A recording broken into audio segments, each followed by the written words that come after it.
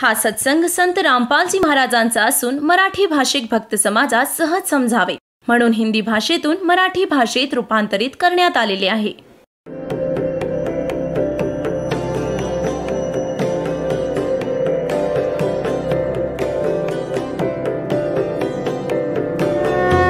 और ज्ञान सब ज्ञान डी कबीर ज्ञान सो ज्ञान और जैसे घोड़ा तोब कायम करता चले मैदान.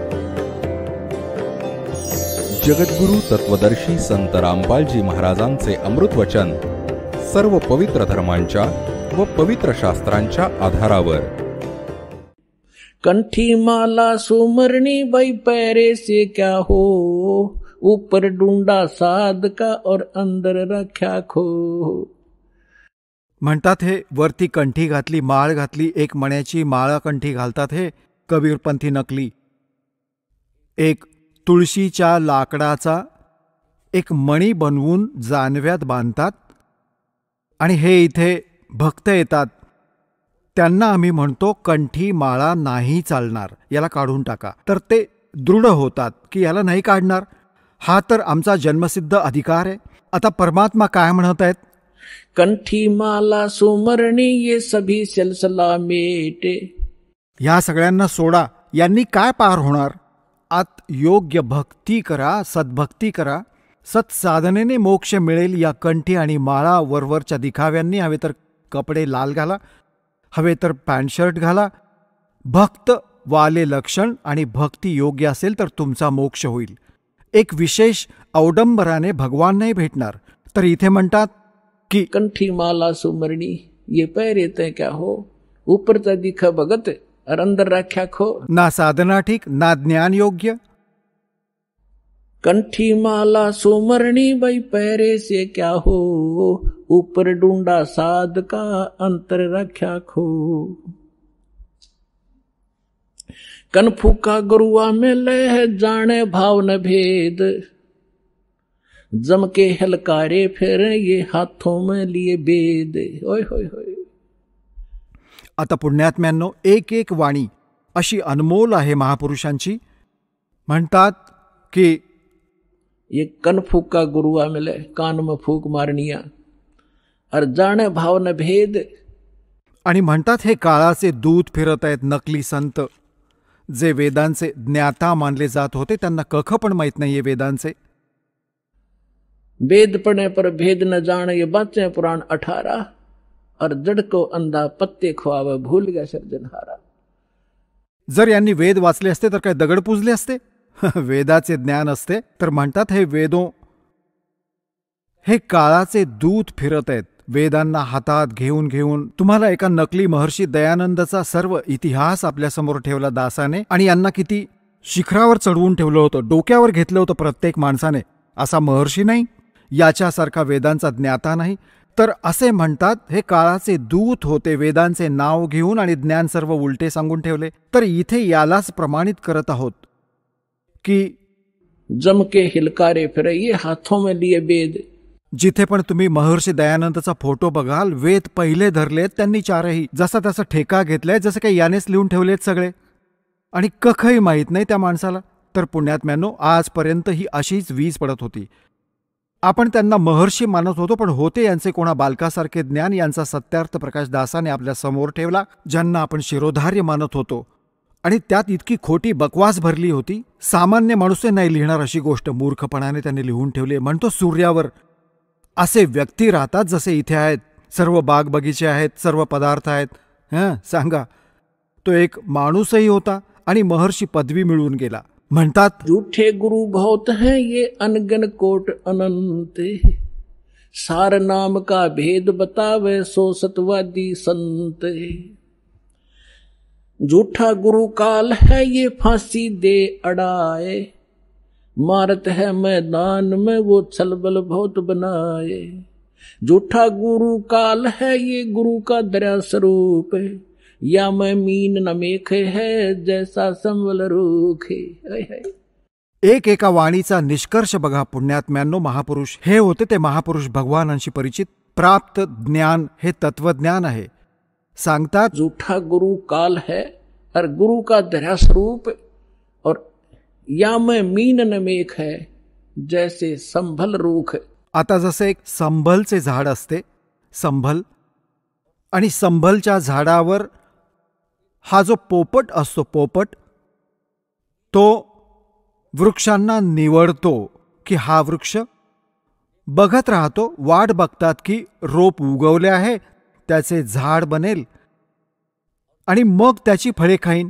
तर त्या जे काही संभलचे झाड जेव्हा उगवते, खूप सुंदर पाने असतात, छान हिरवेगार असते आणि मोठे होते तेव्हा इतकी मस्त फळे लागतात, इतकी रसदार, आणि असे वाटते की जसा खूपच स्वादिष्ट पदार्थ असेल, परंतु त्यामध्ये असतो कापूस. आता तो पोपट हे बघतो की हे फळ पिकले, 12 वर्ष वाट पाहिली की हे फळ खाईन, या फळाचे इथे ही झाडं खूप झाली वृक्ष याचे, संभलचे, आणि जेव्हा ते परिपक्व होतात त्या उद्देशाने तो चोच मारतो. त्यात तो पदार्थ नसून कापूस त्याच्या तोंडात अडकतो. त्याला जीव वाचवणं मुश्किल होतं पोपटाला. तर इथे परमात्मा सांगतात, तुम्ही ज्यांना गुरु मानत आहात, त्यांच्यावर आश्रित होऊन बसला आहात, शेवटी तुम्हाला असा पश्चात्ताप करायला लागेल जसे त्या पोपटाने त्या संभल वृक्षाला एक चांगले फळदार, स्वादिष्ट फळदार वृक्ष मानून त्यावर आश्रित होता, मग डोके आपटून रडत होता. जोठा गुरु काल है ये गुरु का धरा स्वरूप, या मैं मीनन मेख है जैसे संबल रूख. मग काय सांगतात? कान चिराए क्या हुआ ये कर कंकन मन पाल, मुद्रा पैरे क्या हुआ सिर फोड़ेगा काल. सांगतात कान टोचतात, कानात मुद्रा घालतात, आणि 36 अवडंबर करण्याने परमात्मा नाही मिळणार, आणि यमाचे दूत लाठी मारतील तुमच्यावर, तुम्हाला घेरून. म्हणतात, चुंडित मुंडित पकड लिए इनसे जम किंकर ना डरता. हा चुंडित पूर्ण जटा वाढवून वाढवून मोठ्या मोठ्या राखतात ऋषी दिसतात, पूर्ण मुंडन करून ठेवले, साधूपणा दाखवण्यासाठी सांगतात यांना यमाचे दूत नाही घाबरत या बकवादांना. तर ते सत मंत्र, खरे नाम ज्यांच्या जवळ आहे त्यापासून भयभीत होतात. मग काय सांगतात? मौन रहा तो क्या हुआ ये बोलने से नो भेवे, मौनी वक्ता एक है ना पर से दिल देवे. आता जसे एक नकली होता, अवडंबर केल्याशिवाय त्याचं काम चालत नाही, दुनिया आकर्षित नाही होणार. एकाने म्हटले की मौन धारण केलंय त्याने. एक कबीरपंथी, घिसापंथी संत होता, आणि दासाला पहिल्यांदा नाम देण्याचा आदेश नव्हता तोपर्यंत, 1988 पासून 1994 पर्यंत. तर दास यांना संत मानून यांच्याकडून परमात्म्याला यांची झडती घ्यायची होती माझ्याकडून. त्याला भेटत होतो, चर्चा होत होती. एके दिवशी मी गेलो तर काय माहीत पडले की महाराजांनी तर मौन व्रत ठेवलंय 41 दिवसांचं. मी म्हटलं चला बाबा ठीक आहे. मी बसलो तर तो निघाला गुहेतून बाहेर. तर त्याने काय केले, एक पाटी घेऊन ठेवली होती जी मुलांची असायची पूर्वी, पाटी दगडाची, आणि एक खडू घेऊन ठेवला होता. त्यावर लिहिलं की भक्तजींना चहा पाजा. त्या पाटीवर लिहिलं. तर चहा घेऊन आले. मग लिहिलं कधी आलात. मी म्हटलं आत्ताच आलो आहे. अच्छा. आता ते पाठीवर लिहितात आणि मग कोणाला सांगतात की पाणी पाजा. आता इथे ते परमात्मा सांगतात की मौन रहा तो क्या हुआ जो बोलले से नो भेव. इशाऱ्यांनी बोलत आहे, मन तर डिस्टर्ब झाले. बोला त्या मौन व्रताने काय लाभ झाला तुला? और मौनी वक्ता एक है ना पर से दिल देव. परमात्म्याला मिळवण्यासाठी हे अवडंबर केवळ बकवास मात्र आहे तुमची. यांना हे भगवानांना नाही भेटले, आणि हे भोळे आत्मे यांच्यामुळेच प्रसन्न होतात बाबाजी भाई 41 दिवसात. आणि मग 41व्या दिवशी त्याने ते व्रत संपवायचे होते. समागम झाला, हजारो लोक जमले होते, लाखो रुपये त्याला मिळाले. झाले त्याचे काम पूर्ण.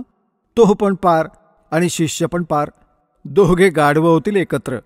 म्हणतात, सन्यासी 10 नाम है ये शिव का धर है ध्यान, शिव के ऊपर और है ताको कर प्रणाम. हे संन्यासी 10 नामी संन्यासी मानले जातात, भगवान शिवाला इष्ट मानतात. सांगतात शिवाच्या वरती अजून परम शक्ती आहे, त्याचे ध्यान करा तेव्हा तुमचे कल्याण होईल. बेखों से भगवान का दूर महल दरबारे, पाखंडी पहुंचे नहीं दे सतगुरु पार उतारे. या खोट्यांपासून, बनावटी अवडंबरांपासून परमात्म्याचे घर खूप दूर आहे आणि पाखंडी तिथे ना जाऊ शकत, ना घेऊन जाऊ शकत. सतगुरु दे पार उतार. सद्गुरु तुम्हाला पार उतरवेल. डंब करें डोंगर चढ़े, अंतर झिन्नी झूले, जग जाने बंदगी करें ये बोवे सुलभ भूले.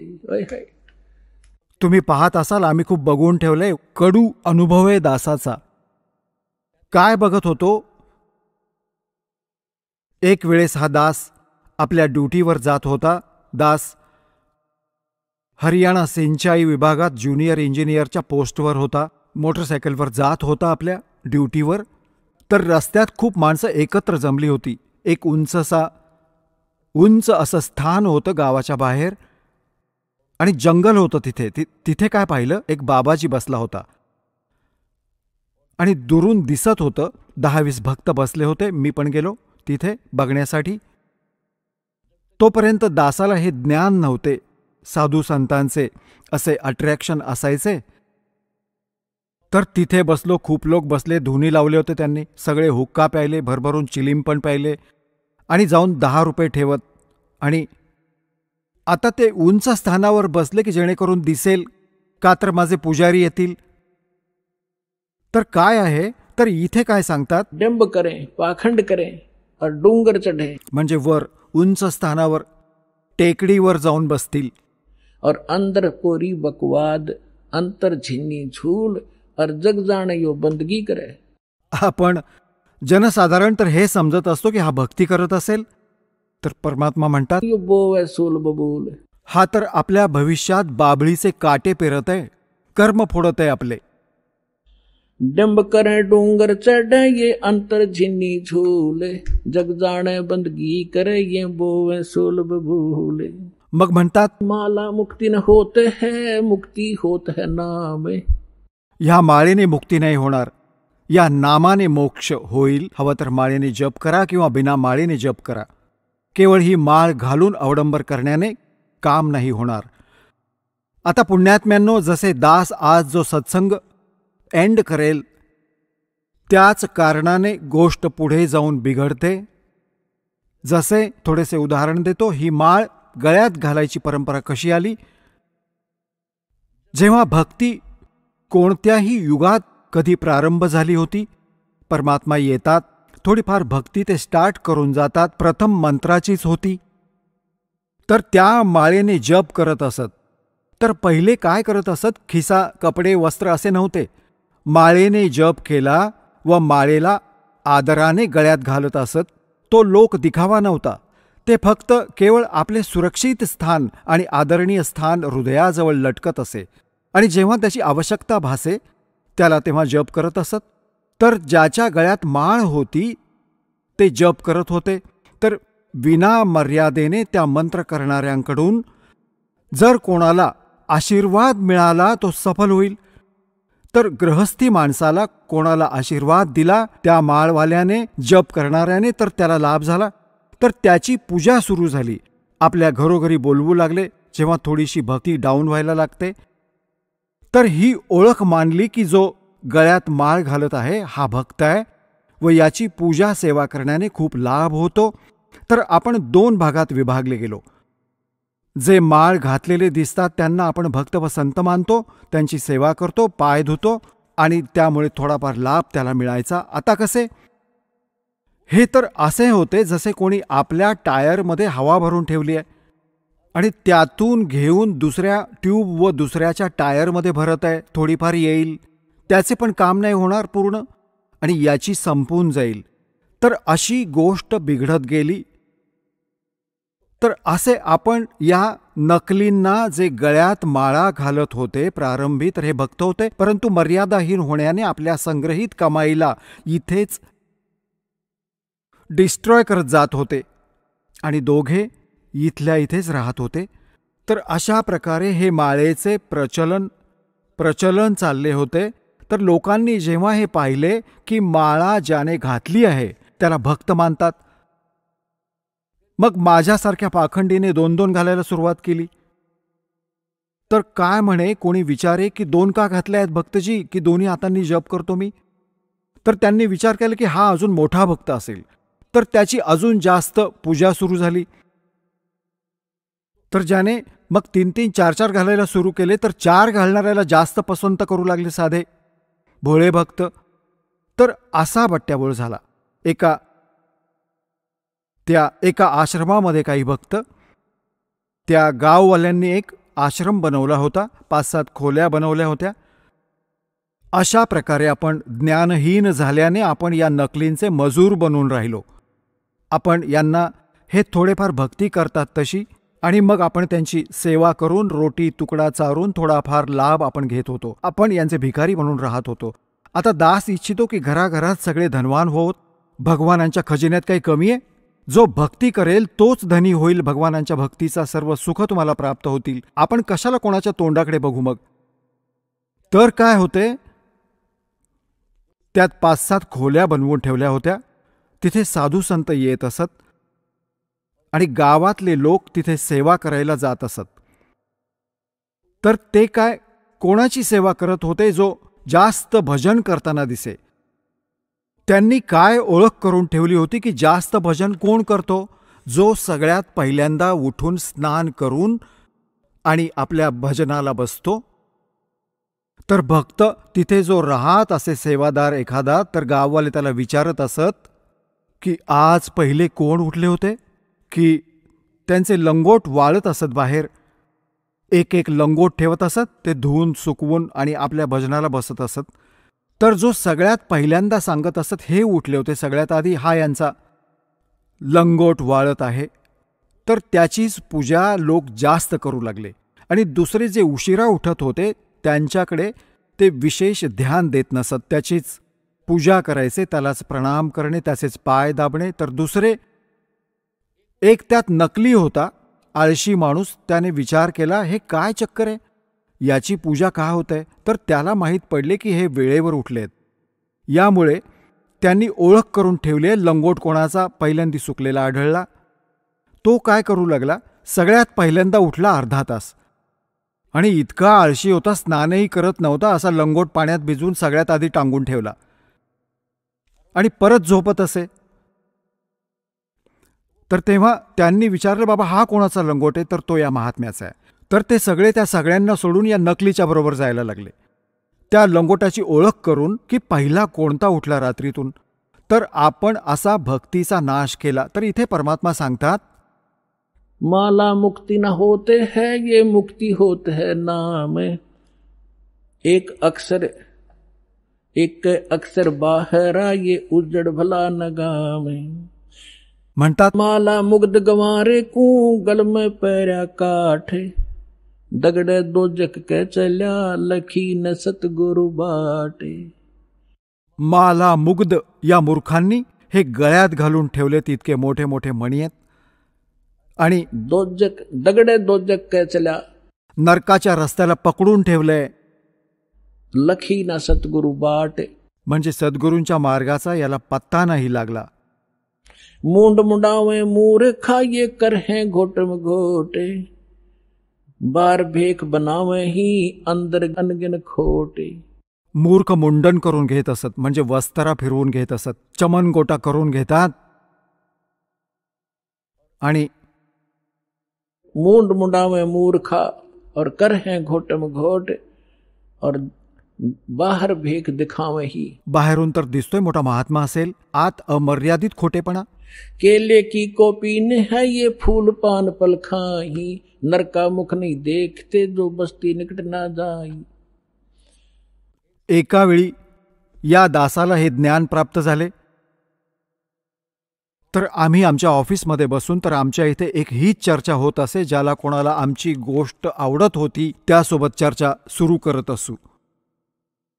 तर त्यातला एक सांगू लागला की नाही, तुम्ही तर संत पाहिलेच नाहीत.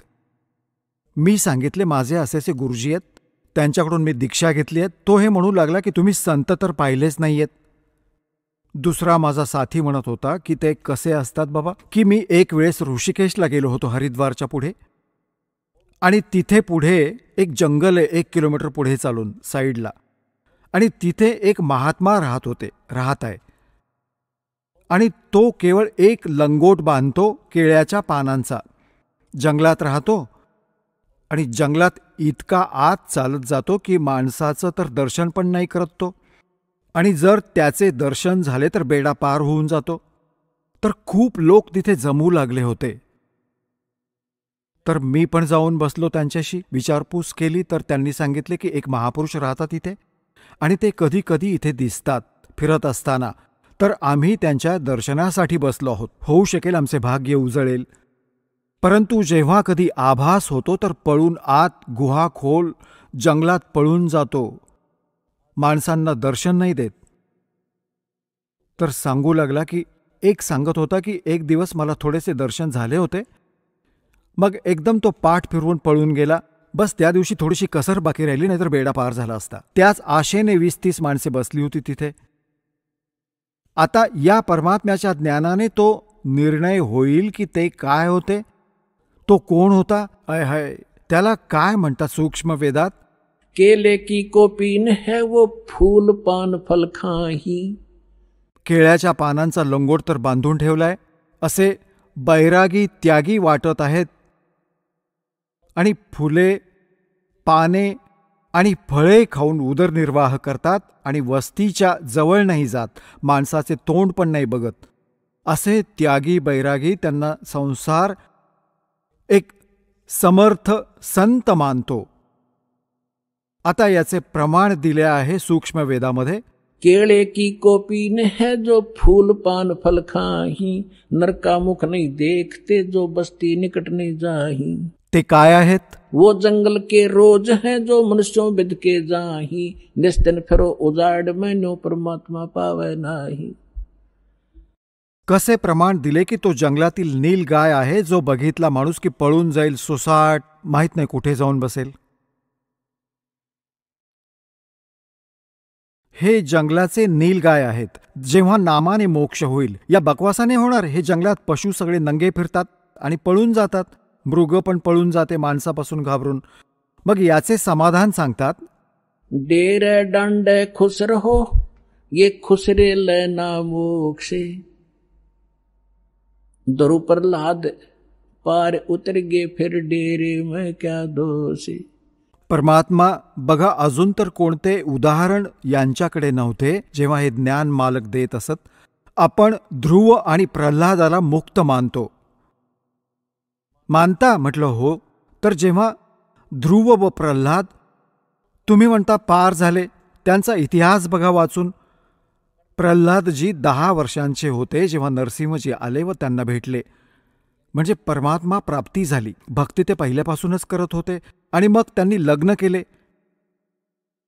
आणि तो राजा बळी होता ज्याने ते 100 अश्वमेध यज्ञ केले होते इंद्राची गादी प्राप्त करण्यासाठी, आणि ज्यांच्यासाठी भगवान आले होते वामन रूप घेऊन. तर तो प्रल्हादाचा नातू होता, बैलोचनचा मुलगा होता. तर त्याने लग्न केले, बालक झाले व ते पार झाले. आणि ध्रुवचा भाऊ होता उत्तम, त्याचा मृत्यू झाला होता.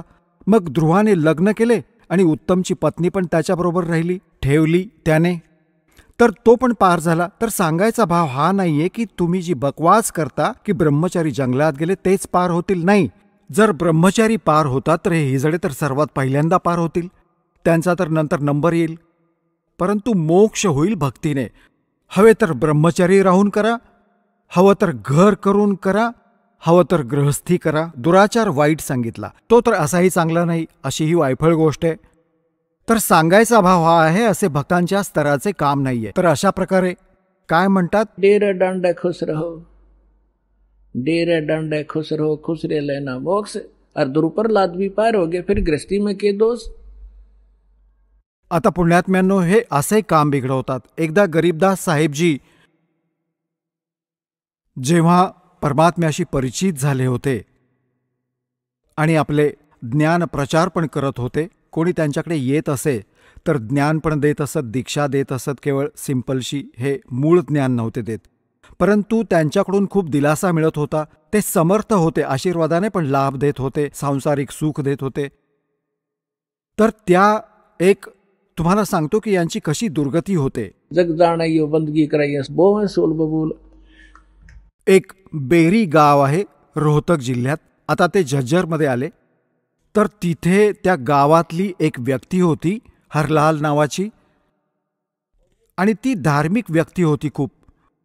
त्याने एक साधू ठेवला आपल्या घरामध्ये की महाराज तुम्ही इथे राहा. त्याच्यासाठी घरात खोली बनवली वरती. तुम्ही इथे राहा, आम्हाला सेवा मिळेल, आमची कर्मे बनतील, तुमची भक्ती होईल, तुम्हाला भक्ती करायचीच आहे. तुम्ही बालब्रह्मचारी आहात, घर सोडलेले आहे. म्हटले हो बाबा ठीक आहे. झाली सेटलमेंट. त्याची वरती खोली बनवली. एकांतात त्याला मस्त भोजन देई सकाळ संध्याकाळ, आणि तो आपले भजन करी.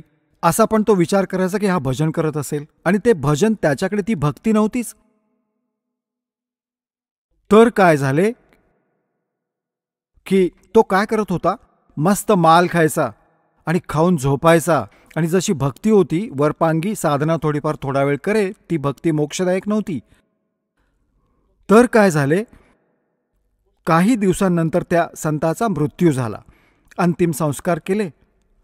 तर पहिले काय करत असत की गावातले जे शेतकरी होते बैलगाडी ठेवत असत, आणि ट्रान्सपोर्टचे जे काम असायचे, आजकाल ट्रकने होते, पहिले बैलगाडीने करत असत. तर बेरीपासून आणि इकडे नजफगड साईडने जात असत. त्या आपल्या मंडईतून सामान घेऊन येत, जसे तिथून गूळ आणला, बुरा आणला, इकडून बाजरी ज्वारी घेऊन जात भरून, असे ते ट्रान्सपोर्ट करत होते. एक दिवस गरीबदास साहेबजी त्या रस्त्याने, जो रस्ता गाव छोडाणी मार्गे बेरीपासून पुढे जात होता नजफगड साईडला, तर तिथे विहीर होती एक. त्या विहिरीपाशी बसून गरीबदासजी स्नान करत होते. सकाळी सकाळी उन्हाळ्याचे दिवस होते. 4-5-6 वाजता, 5 वाजता तिकडून तो हरलाल गाडी घेऊन येत होता. आणि त्याने जो एक बैल जोडून ठेवला होता, तो बैल होता गोऱ्या रंगाचा, लाल रंगाचा. आणि तो काय केले त्याने, तो बसला. तो बसत असे असा, आणि हरलाल उतरून त्याला काठी मारत त्याला जबरदस्तीने उठवायचा. मग तो अर्धा किलोमीटर ठीक चालायचा आणि परत बसायचा. तो अचानक तिथे बसला येऊन, जिथे गरीबदासजी नाहत होते, स्नान करत होते.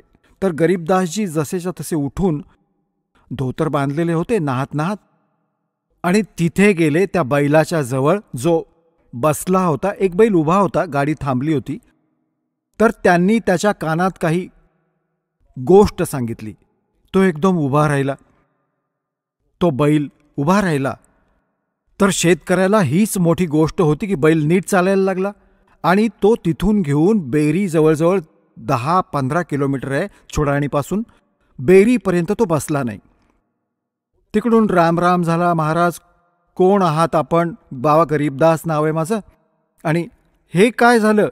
काही नाही, बस आलं त्याच्या लक्षात. तेव्हा तर तो निघून गेला. परत त्याने जाऊन पाहिले, त्याला ते तेव्हा नाही पटले की उभा राहिलाय पण परत बसेल थोड्या अंतरावर जाऊन. तो नाही बसला. तर मग त्याने माहिती करून घेतली की बाबा बैल आता इतका या दुसऱ्याच्या पुढे इतका वेगात चालत आहे, काय चक्कर आहे? त्याने काय सांगितलं याच्या कानात? तर तो परत आला. तेव्हा त्या गावात थांबला आणि विचारले, बाबा गरीबदास कोण आहे? योगायोगाने परमात्मा तिथेच आले. स्नान ते गरीबदासची त्याचवेळी स्नान. त्याने हा विचार केला की यावेळीच येईल तो स्नान करायला भक्त, आणि तिथे भेटेल. जेव्हा ते स्नान करत होते, माहीत होते भक्त कशासाठी येत आहे, ते तर परमात्म्याशी परिचित झाले होते. तर जेव्हा त्याने पाहिले की हाच माणूस आहे ज्याने त्या दिवशी बैलाच्या कानात काही गोष्टी सांगितल्या होत्या, फुंकाफुकी केली होती, प्रणाम केला आणि विचारले, भक्तजी तुम्ही या बैलाच्या कानात काय बोललात? हा तर त्यानंतर थांबता थांबत नाहीये आणि नाही बसत. तुम्ही तर पोहोचलेले महात्मा आहात. आता इतकी गरीबदासजींची त्यावेळी प्रसिद्धी नव्हती, कारण की आपण घर का जोगी जोगड़ा और बार का जोगी सिद्ध, ही तर आपली जुनी सवय आहे. तर गरीबदासजींनी सांगितलं की आता बस सांगतो काय सांगितलं मी. तुमच्या घरात वरच्या खोलीत एक बाबाजी राहत होता, संत भक्त. म्हटले हो राहत होता. कुठे गेला तो? तर त्या हरलाल भक्ताने, शेतकरी होता तो जाट, त्याने सांगितले तो तर मृत्यूला प्राप्त झाला, 4-5 वर्ष झाली. परमात्म्याने सांगितले की हा बैल तोच आहे तुझा बाबाजी. या नकलीकडून भक्ती नाही झाली, सत्साधना याच्याजवळ नव्हती. हा खायचा आणि झोपायचा, नकली नखरे करत होता, दगडगोटे एकत्र करायचा, साधना ठीक नव्हती. हा तोच बाबाजी आहे, तो भक्त जो घर सोडून गेला होता, ब्रह्मचारी पण होता, बैल बनून गाडी ओढत आहे. कारण तुझे खाल्ले होते त्याने पूर्ण करायला लागेल परत. मी त्याला हे सांगितले, बाबा भक्ता, हवे तर लाठी खाऊन याचे देणे दे, आणि हवं तर तुझा स्वभाव पूर्ण कर, पूर्ण केला तर पिच्छा सुटेल तुझा. त्याला हे समजले, आता हे तुझे पूर्ण फेडेल. आता पुण्यात्म्यांनो बघा, आता जे कोणी साधना करत आहेत ती आहेत परमात्म्याची मुले. कोणत्या ना कोणत्या जन्मात ते मालकांच्या बरोबर राहिले. पुढे साधना नाही मिळाली तर ते 84 लाख योनींमध्ये जातात. आणि परमात्म्याने तिथे पण दया केली आपल्या गरीबदासजींच्या माध्यमातून. हरलालचे मन वळवले की बाबा भक्त होता तो आणि हा बैल बनला. याचे दुर्भाग्य. पण आजच्या नंतर याला गाडीला नाही जोडणार, वेगळे बांधले, चारा चारायचा आणि बसून ठेवायचा. बघा, परमात्म्याने भक्ताची इथे पण रक्षा केली व सुविधा दिली. परंतु भक्तीशिवाय काय होणार? पुढचा जन्म त्याचा डुक्कर होईल, मग काय सुविधा देणार? तर पुण्यात्म्यांनो, हे सौभाग्य आहे तुमचे. तुम्हाला अनमोल रत्न मिळत आहे, याला सांभाळून ठेवा. आता जो प्रसंग चालू होता, दास तुम्हाला सांगत होता की आता तुम्हाला ती अनमोल वस्तू मिळाली आहे जी आजपर्यंत कोणाला प्राप्त नाही झाली. तुमचे भक्तिधन थोडीशी साधना केल्याने अत्याधिक होत आहे, संग्रहित होत आहे.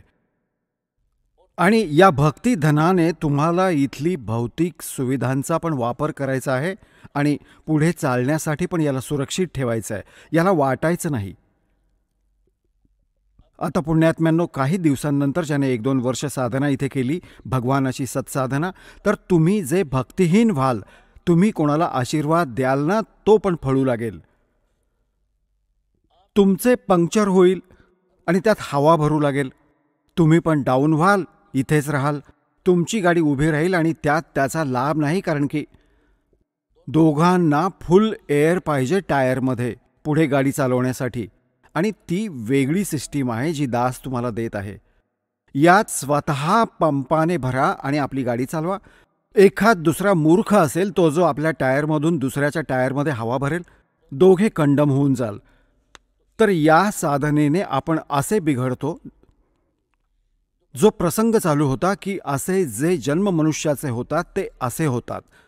जे पुण्यकर्मी प्राणी, जसे आता हे भक्तियुग चालू आहे, आता 1-2 वर्ष अजून बाधा राहील, थोडीफार, जास्त नाही. कारण समजदार आहात, बुद्धिमान आहात, सगळ्यांना ज्ञान झाले. आता कोण कोणाचं ऐकेल? मग 1-2 वर्षाच्या आत पूर्ण विश्वात पसरेल. हे सगळे तुमचे साथी समर्थक होतील, मग गोष्टी संपून जातील.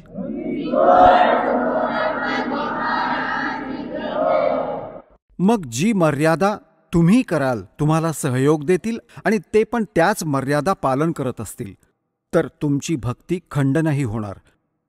तुम्ही पण सफल व्हाल आणि ते पण होतील. मग काय होईल की काही दिवसात तुम्हाला इतके सुख मिळेल, कारण भगवान सुखसागर आहे. तर ही सावधानी बाळगा की या सुखात परमात्म्यापासून दूर नका होऊ, कारण की हे सुख मालकांपासून दूर करेल आणि त्याचे होईल ज्याचे नाम खंडित होईल. इथे सांसारिक सुख आहे. जसे कोणत्या व्यक्तीचे नाम खंडित झाले किंवा कोणत्या कारणाने त्याने नाम त्याग केले, 2-3 वर्ष साधना करून तो निघून गेला, आता त्याला तरी सुख मिळत आहे. आणि तो भक्ती पण दुसरी करायला लागला, ही सुद्धा सोडली आहे, किंवा हाच मंत्र करत आहे, इथे येणं बंद केलंय, तर ते कनेक्शन तर तुटले. पुढे चार्जर नाहीये त्याचा, परंतु मागची जी चार्ज्ड बॅटरी आहे ती काम करत आहे. आता तो चांगला चार्ज झाला असेल तर खूप दिवस पण काम करेल, पण तो हा विचार करत असेल की माझे काय बिघडले. आता बिघडेल तेव्हा असे बिघडेल की कोणत्याही प्रकारे समजणार नाही त्याला. आता इतके ज्ञान दिले जात आहे, मी कोणी बालक नाही की असंच कोणी ठोकलाय आणि कोणती हाव आहे मला. 2 रोटी भगवानांनी देऊन ठेवली होती, जेईची नोकरी होती, छान काम चालू होतं. परमात्म्याने पहिल्यांदा पण ठीक घरात निर्वाह, ठीक अशा घरात जन्म दिला होता जिथे रोटी ठीक टाईम पर मिळत होती. तर दासाला माहीत पडले की माझ्यासारखे दुःखी सगळेच आहेत ज्यांना भगवानाची आस आहे आणि धक्के खातायत, आणि मला माहीत पडले तर सगळ्यांना आवश्यकता या भगवानाची आणि या ज्ञानाची. तर यासाठी दासाने हे पाऊल उचलले. तर अशा प्रकारे जसे तुम्ही सफल व्हाल. आणि एक गोष्ट अजून लक्षात ठेवा, तुम्ही इथे केवळ त्याच उद्देशाला घेऊन नका येऊ की जसे रोगी आहे रोगच बरा व्हावा. ज्याला पुत्र वा संतान नाहीये त्याला पुत्र झाला तरच गोष्ट बनेल. जर संतान पण आपल्याला आवश्यक असेल देणं तर इथेच मिळेल, पृथ्वीवर कोणी नाही देणार तुम्हाला. आणि जे तुमचे रोग निवारण होईल तर इथेच होईल, पृथ्वीवर कुठे होणार पण नाही. आणि होईलच होईल, रोगाचे निवारण तर होईलच होईल. बाकी राहिले संतान, पण परमात्म्याला जर वाटले तर सगळं काही करू शकतो. त्याचा एक मोठा इतिहास आहे, परत सांगेन, अशी गोष्ट नाही आहे. इथे हजारो असे प्रमाण आहेत ज्यांचे 10-10 वर्ष, 12-12 वर्ष आणि 15-15, 20-20 वर्ष लग्नाला झाली होती आणि मूल नव्हतं. सर्व आजकाल तर सगळे जे आहेत ना, भौतिक आणि सगळ्या ट्रीटमेंट आहेत, हे पण करून पाहिले होते मालकांनी, त्यांना पण संतान दिले. ही तर काय मोठी गोष्ट नाहीये, परंतु तुमचा आमचा मूळ उद्देश आहे मोक्ष व्हावा. आणि तुम्हाला पार करण्यासाठी परमात्मा जसे पण तुम्हाला ठेवतील तसेच राहा. जसे डॉक्टरकडे रोगी असतो आणि त्याला थोडेफार कष्ट पण होत आहे, तो जशी पण कोणती ट्रीटमेंट करेल, इंजेक्शन दिले तर थोडीफार वेदना तर होतेच. आता त्याला इंजेक्शन नाही दिले तर ती ट्रीटमेंट काय करणार डॉक्टर? तर थोडीफार संकटे, थोडेफार कष्ट तुम्हाला जाणवले तरी ते गॉड गिव्हन समजा. कशासाठी? परमात्मा आपल्याला उदाहरण देतात, आपल्यावरच म्हणतात, कबीर सुख के माथे पत्थर पड़ो, जो नाम हृदय से जावे, बलिहारी वा दुख के जो पल पल नाम रटावे. परमात्मा सांगतात, तुम्ही असे मागा माझ्याकडून की हे भगवान,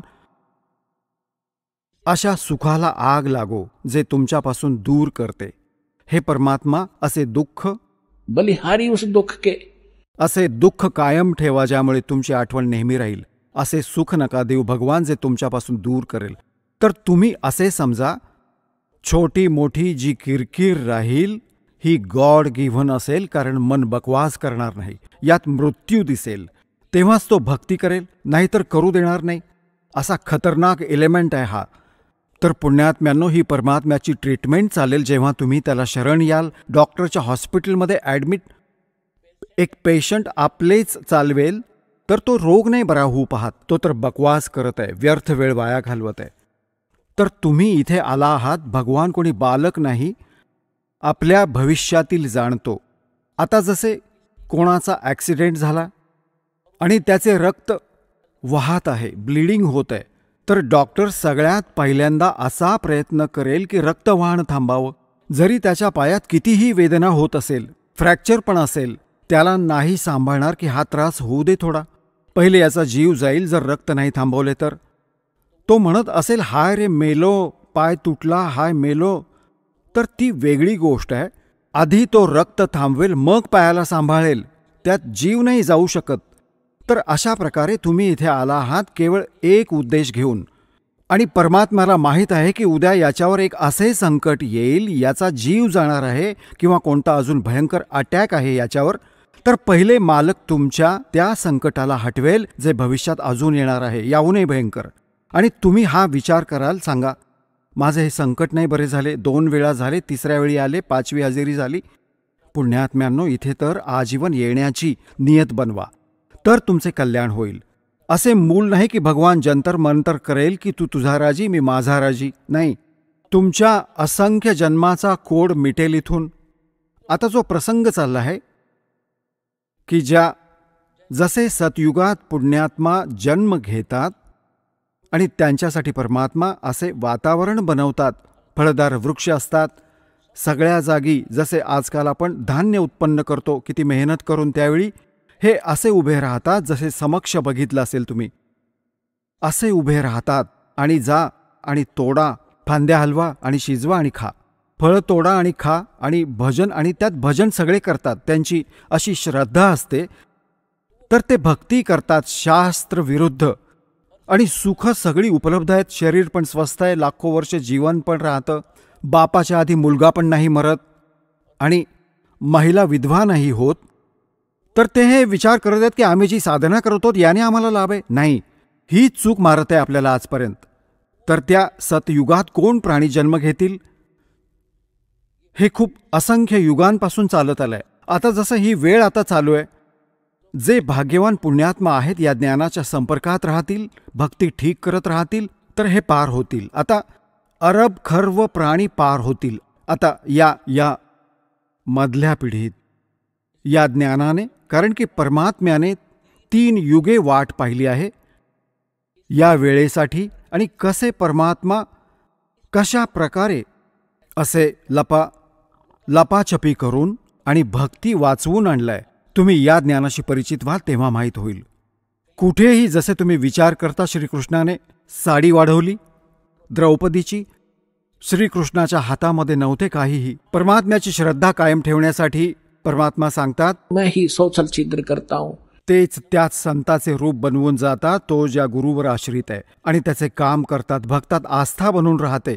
आणि तो असा विचार करतो की माझ्या गुरुमुळे की साधनेमुळे ठीक झालो, होतो त्याच्या पूर्वजन्मांच्या संस्कारांमुळे. तर परमात्म्याने या भक्तीला वाचवून जीवित ठेवायचे होते, यासाठी तुम्हाला इथपर्यंत आणले. तर आता जे पार होतील ते तर होतीलच होतील, मालकाचं वचन आहे. सकल सृष्टी प्रवानिक होई. पूर्ण विश्व आणि नाम घेईल, मोक्ष होईल. मग काय होईल की शेवटी हा तर स्वभाव आहे या खराब लोकांचा, परत हळूहळू जाऊन परंपरा बिघडवायला सुरुवात होत जाईल. तर त्यावेळी लास्टमध्ये जो भक्त आहे, भक्ती हीच करत असतील, परंतु ते पार नाही होऊ शकणार. त्यांची संख्या पण थोडी नसेल, खूप लाखो करोडोंमध्ये असतील जे पार नाही होऊ शकणार, परंतु भक्ती संग्रहित होऊन जाईल त्यांची जबरदस्त. तर ते मग काय करतील, काळाच्या हाती जातील. त्यांच्यातलेच ब्रह्मा विष्णू महेश हे देव आणि हे सगळे बनवले जातील गणेश आणि हे जितक्याही देवता आहेत, इंद्र, कुबेर, वरुण, धर्मराज, हे 33 कोटी देवता यांच्यातूनहीच निवडल्या जातात.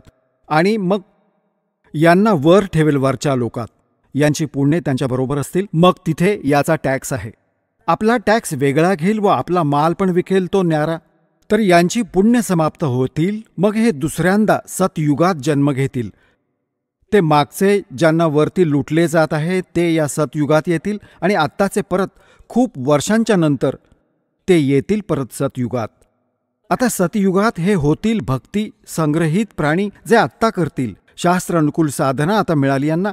आजपर्यंत शास्त्र अनुकूल साधना नव्हती. 4 युगांचा हिशोब करून बघा, ज्या कोणाकडे आजपर्यंत ही शास्त्र अनुकूल साधना असेल किंवा भक्ती केली असेल कोणी, तर भक्ती आता सुरू होईल. जर यातून राहिलेले परत पुन्हा त्याच ग्रेडमध्ये आले, सतयुगात जन्म झाला, परत तेच त्रेतामध्ये, द्वापारमध्ये आणि परत कलियुगाच्या याच वेळी परत डाव लागेल या मोक्षाचा. आता ही चूक तर तीच परत चक्कर.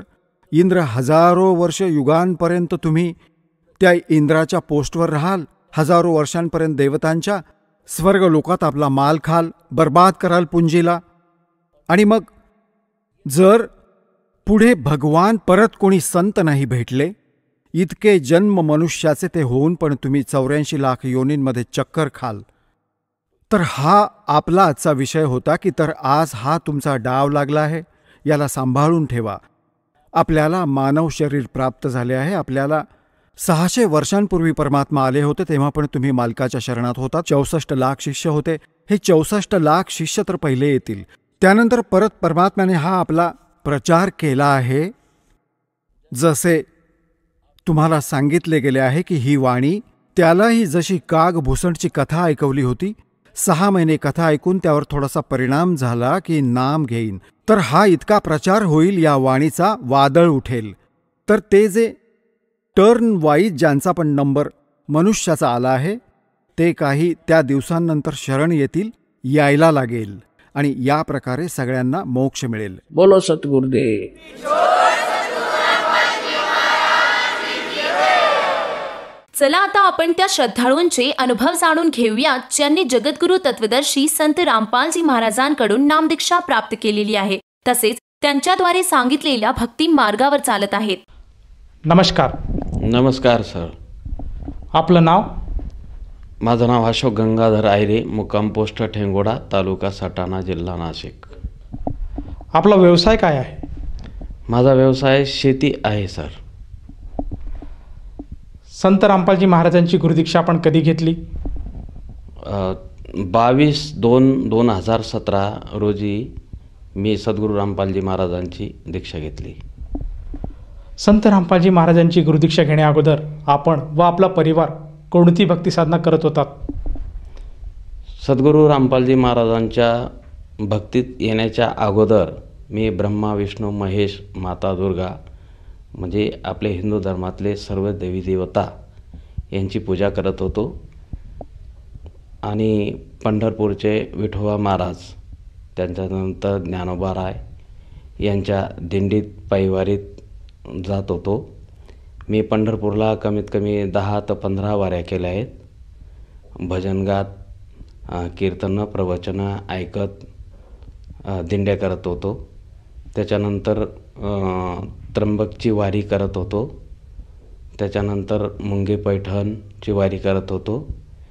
भरपूर ठिकाणी वाऱ्या केल्या आहेत. आणि संप्रदायात आम्ही भजन म्हणत होतो. भजन करत असताना आमचं 25 लोकांचा ग्रुप होता. त्याच्यात लहान भाऊ मृदुंगाचार्य, मी हार्मोनियम वाजत होतो. मला त्या हार्मोनियमची खूप गोडी लागली. गोडी लागल्यानंतर आम्ही इतके दंग झालो त्या हार्मोनियमच्या माध्यमातून की खूपच असं एक गंधर्वाचं एक विश्वच एक धारण झालं. आणि त्याच्यात रंगून आम्ही खूप मोठे त्याच्यात मग्न झालो. आम्ही भजन गात असताना असं शोधार्थ करू लागलो की आपल्याला आत्ता नक्कीच परमात्मा पावन होईल, नक्कीच आपल्याला इथे वाट मिळेल आणि आपल्याला मोक्ष पदाचा मार्ग मिळेल. मी 25 वर्ष संप्रदायात होतो. 25 वर्षात खूप रात्र पहाट संध्याकाळी हरिपाठाला जायचो. त्याच्यानंतर कुठे कीर्तनाला जायचो. त्याच्यानंतर पहाटी काकडा, भोपाळी म्हणायचो. हार्मोनियम वादक होतोच, गायन पण करायचो, अभंग म्हणायचो. त्याच्यानंतर सर्वांना रंगवायचो. जर आम्ही कमीत कमी 10-20 जण असं भजनी मंडळामध्ये जर बसलो तर आम्ही इतके रंगदेवता आणायचो की अक्षरशः आमचे भजनी मंडळातले 2-5 जण आमच्या रंगदेवतेला पाहून नाचत असत. त्याच मार्गास्तव पुढे आम्ही खूप मोठा संप्रदाय वाढवल्यानंतर आमची आर्थिक परिस्थिती पुढे खालावली. आर्थिक परिस्थिती खालावल्यामुळे मग खूप मोठा संप्रदाय वाढला. आम्ही वाऱ्या करत गेलो. वाऱ्या करत असताना पुढे व्यवसाय शेतीशी निगडीत राहिलो आणि भजन करत आणि हार्मोनियम वाजत राहिलो आणि भक्ती करत राहिलो की रात्रंदिवस आम्ही भजनात असताना मी स्वतः 25 वर्ष अहोरात्र भजनं केलीत. जेव्हा वेळ मिळाला तिथे एखाद्याचं काशी तीर्थ असेल तिथे मिरवायला गेलो असेल, अंत्ययात्रा असेल तिथे आम्ही घरचे कामं सोडून अंत्ययात्रेत गेलो असेल, तिथं भजन गायला असेल. त्याच्यानंतर कोणाच्या इथे कीर्तन असेल तिथं रंगदेवता आणली असेल.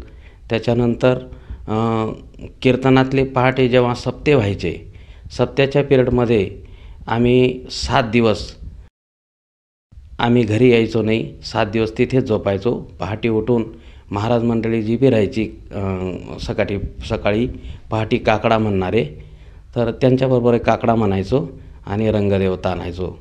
परंतु एवढं बी करून मी शेती व्यवसाय करत असताना मला माझ्या जीवनात खूप आपत्त्या येत गेल्या आणि तो व्यक्ती आज ह्या मृत्यूलोकात जो बी जन्माला येतो त्या व्यक्तीला पैसा हवा असतो. तर मी माझ्या व्यवसायात खूप प्रयत्न केले, पण त्याच्यात मला पैसा हा मिळाला नाही आणि आत्मिक समाधान लाभलं नाही. आणि पुढे पुढे चालून जसा मी व्यवसाय करत गेलो, पिकं करत गेलो, पिकांमध्ये मला कुठल्याही प्रकारचे उत्पन्न मिळाले, परंतु पैसा मिळाला नाही. मग परिस्थिती जशी पुढे पुढे खालावली, एका गावाहून मी जमीन विकली, जमीन विकून मी दुसऱ्या गावाला घेतल्यानंतर माझ्यावर कमीत कमी 29 लाख रुपये कर्ज झालं. त्या कर्जाच्या ओघात मी अहोरात्र कष्ट केले. माझं भजनपूजन चालूच होतं, मी सप्तेकोटे टाळत नव्हतो, रंगदेवता ही बंद नव्हती. पण अशा वेळेस काय करायचं? शेवटी परमेश्वर परमात्मा आपल्यावर का आरूढ होत नाही याची मला खूप मोठी खंत वाटायला लागली. जेव्हा आम्ही संप्रदायात होतो, माझे एक मित्र होते जवळचे संप्रदायामध्ये, मग आम्ही एकमेक कायम चर्चा करत असत की काहीतरी शोधार्थ जे म्हणतात की एक तुकोबारायांचा अभंग आहे, जेथे कीर्तन करावे तेथे अन्न न सेवावे, बुक्का लावू नये भाळा, माळा घालू नये गळा. मग आम्ही तेव्हा त्या मित्रामध्ये चर्चा करायचो की असं तुकोबाराय म्हणतात, पण मग हे कीर्तनकार का वागत नाही आणि तशी प्रशंसा म्हणजे वागून तसं निष्पन्न का होत नाही.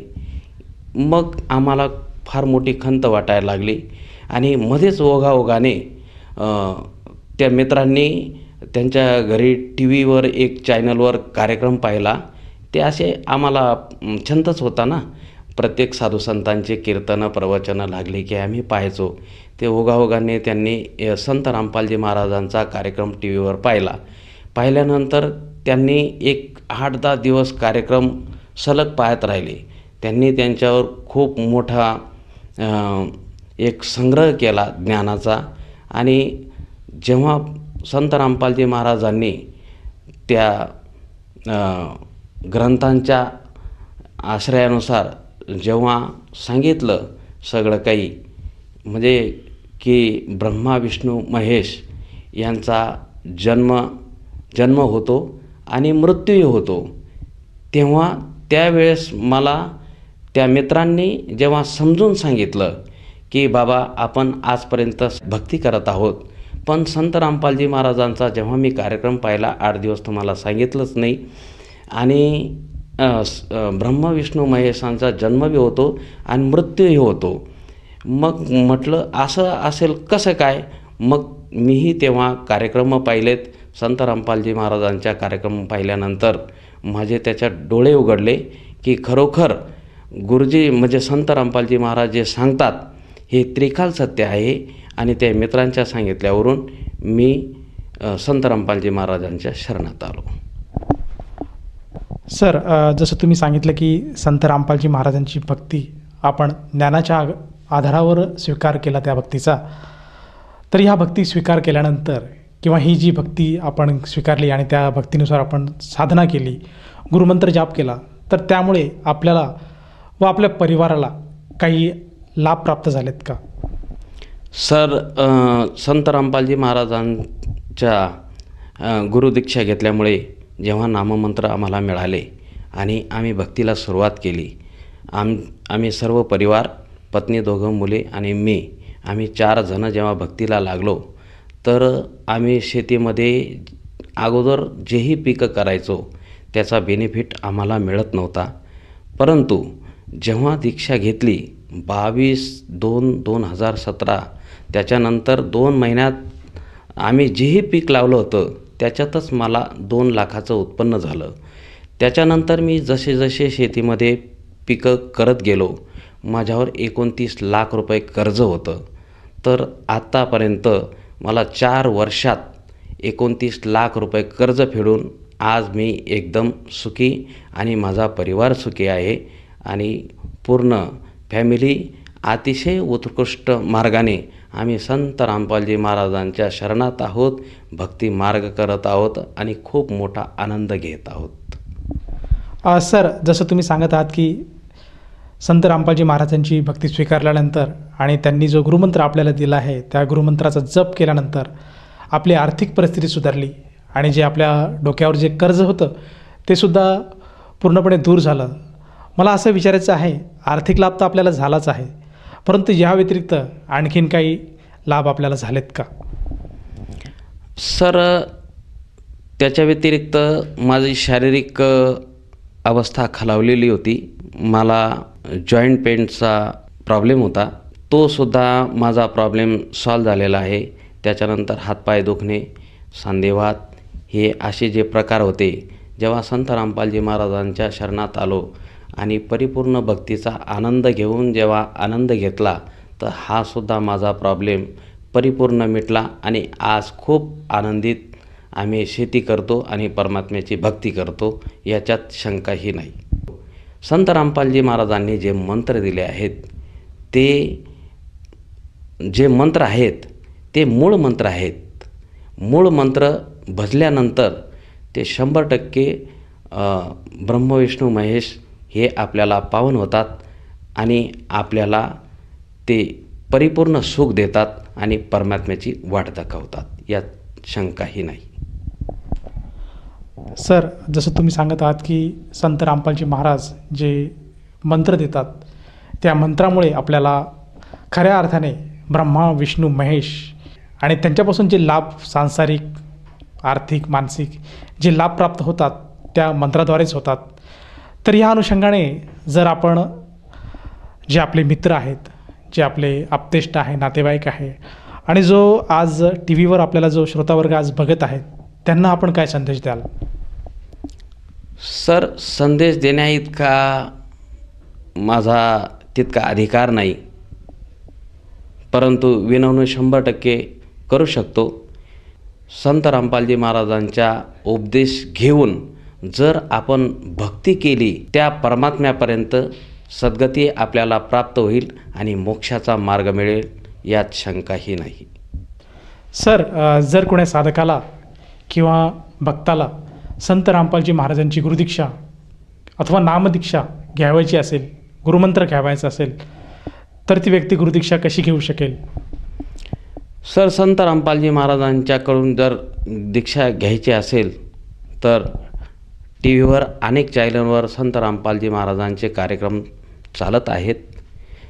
त्या कार्यक्रम ज्या चॅनलवर चालत असतो त्याच्या खाली पट्टी असते, त्याच्यावर नंबर दिले जातात आणि त्या नंबरांवरती प्रत्येक जिल्ह्यामध्ये नामदान सेंटर तिथे दिलेलं आहे. तिथे जाऊन दीक्षा घेऊ शकता आणि आपलं आत्म्याचं कल्याण करू शकता.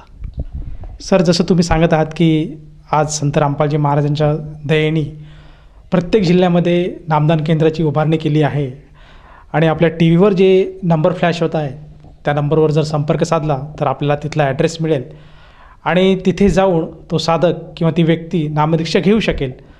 परंतु ही जी क्रिया आहे किंवा ही जी प्रोसेस आहे नामदानाची किंवा नामदीक्षेची, याच्यासाठी त्या साधकाला किंवा त्या भक्ताला किती पैसे मोजावे लागतील?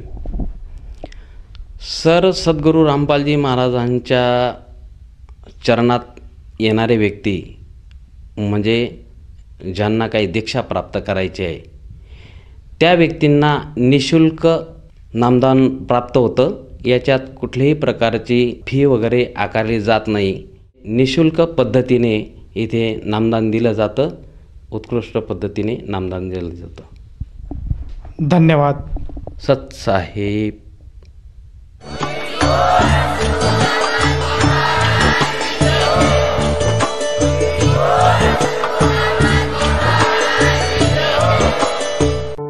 आपण ऐकत होता जगद्गुरु तत्वदर्शी संत रामपालजी महाराजांचे मंगल प्रवचन.